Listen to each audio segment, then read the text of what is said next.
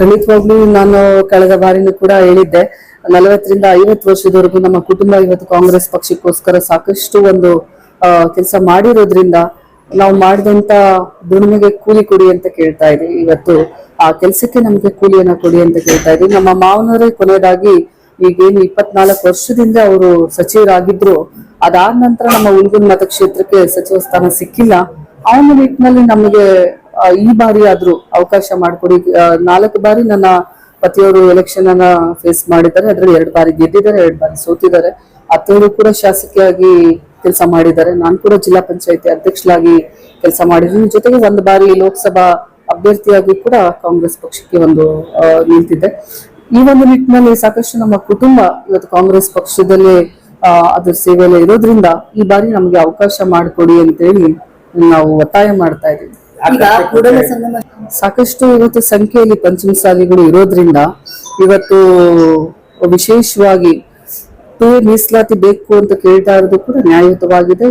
ಇವತ್ತು ನಾವು ಶೈಕ್ಷಣಿಕವಾಗಿ ಉದ್ಯೋಗ ಒಂದು ದೃಷ್ಟಿಯಿಂದ ನೋಡೋದಾಯ್ತು ಅಂದ್ರೆ ಸಾಕಷ್ಟು ದಿನಗಳಿಂದ ಇದಕ್ಕೋಸ್ಕರ ಪ್ರತಿಭಟನೆಗಳು, ಸಾಕಷ್ಟು ಪಾದಯಾತ್ರೆ, ಸಾಕಷ್ಟು ಎಲ್ಲ ಒಂದು ಚಳವಳಿಗಳು ಕೂಡ ನಡೆದ್ವು.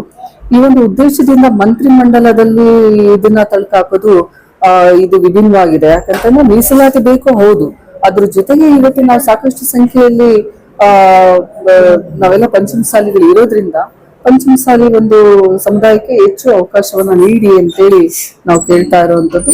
ಜೊತೆಗೆ ಇವತ್ತು ವಿಶೇಷವಾಗಿ ನಮ್ಮ ಪತಿಯವರು ಕೂಡ ಈ ಪಾದಯಾತ್ರೆಯಲ್ಲಿ ಕೂಡ ಪಾಲ್ಗೊಂಡಿದ್ರು. ಜೊತೆಗೆ ಪ್ರತಿಭಟನೆಯನ್ನು ಕೂಡ ಮಾಡಿದ್ವಿ.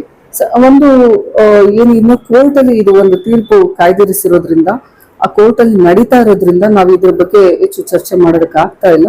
ನಮಗೆ ಮೀಸಲಾತಿನೂ ಬೇಕು, ಸಚಿವ ಸ್ಥಾನನೂ ಬೇಕು, ಎರಡು ಕೂಡ ಅವಶ್ಯಕತೆ ಇದೆ ಸಮುದಾಯಕ್ಕೆ. ಮತ್ತೆ ಆದ್ರೂ ಕೂಡ ಖಂಡಿತವಾಗ್ಲೂ ಈಗ ನಾನು ಆಗ್ಲೇ ಹೇಳ್ದಂಗೆ ಇದು ಕೋರ್ಟ್ ಅಲ್ಲಿ ಇರೋದ್ರಿಂದ ನಾವ್ ಹೆಚ್ಚು ಇದ್ರ ಬಗ್ಗೆ ಮಾತಾಡೋದು ಈಗ ಅಗತ್ಯ ಅಲ್ಲ. ಈಗೇನು ವಿದ್ಯಮಾನಗಳು ನಡೀತಾ ಇದೆ ಅದ್ರ ಬಗ್ಗೆ ನಾವು ಚರ್ಚೆ ಮಾಡುವಂತದ್ದು ಸೂಕ್ತ.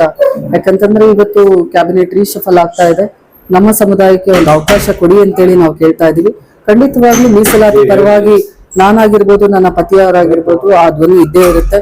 ನಮ್ಮ ಸಮಾಜಕ್ಕೆ ಇವತ್ತು ನಮ್ಮ ಸಮುದಾಯಕ್ಕೆ ಏನು ನಾವು ಮೊದಲನೇದಾಗಿ ಶೈಕ್ಷಣಿಕವಾಗಿ ಹಾಗೂ ಉದ್ಯೋಗಕ್ಕೋಸ್ಕರ ಮೀಸಲಾತಿ ಬೇಕು ಅಂತ ಕೇಳಿದ್ವಿ. ಅದ್ರ ಜೊತೆಗೆ ಇನ್ನು ಉಳಿದ ಸಮುದಾಯಕ್ಕೂ ಕೂಡ ಎಲ್ಲರಿಗೂ ಸೇರಿಸಿ ನಾವು ಕೇಂದ್ರದಲ್ಲಿ OBC ಸಿಗ್ಲಿ ಅನ್ನುವಂಥದ್ದು ನಮ್ಮ ಒಂದು ಒತ್ತಾಯ. ಅದು ಹೈಕಮಾಂಡ್ ಇದೆ, ಅದ್ರ ಜೊತೆಗೆ ನಮ್ಮ ಮುಖ್ಯಮಂತ್ರಿಗಳಿದ್ದಾರೆ, ಅದರ ಬಗ್ಗೆ ತೀರ್ಮಾನ ಮಾಡ್ತಾರೆ. ನಮ್ಮದೊಂದೇ ಬೇಡಿಕೆ, ನಮಗೆ ನನ್ನ ಪತಿಯವರಿಗೆ ಈಗಿನ ಒಂದು ಕ್ಯಾಬಿನೆಟ್ ರೀಶಫಲ್ ಅಲ್ಲಿ ಒಂದು ಮಂತ್ರಿಯ ಒಂದು ಅವಕಾಶವನ್ನ ಮಾಡಿಕೊಡಿ ಅಂತೇಳಿ ನಾವು ಕೇಳೋದು.